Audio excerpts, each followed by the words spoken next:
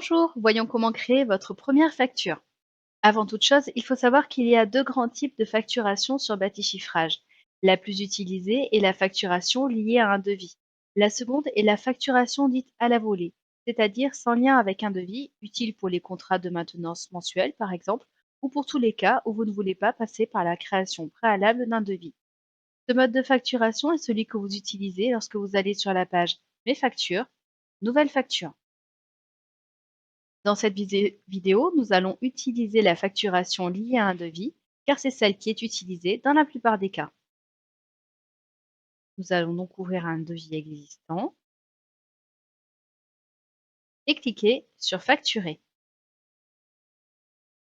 Ici, vous devez indiquer si vous souhaitez faire un acompte, c'est-à-dire un appel de fonds avant le début du chantier, une situation d'avancement des travaux, ou bien directement facturer la totalité du devis avec une facture 100%.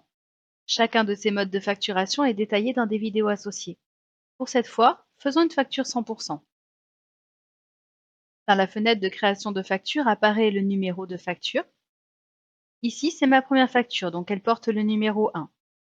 Le système propose toujours le prochain numéro disponible de sorte que la chronologie soit respectée.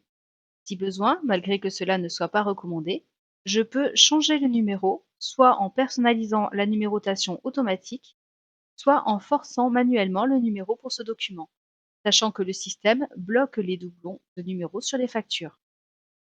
Pour information, la personnalisation de la numérotation automatique est expliquée dans une autre vidéo.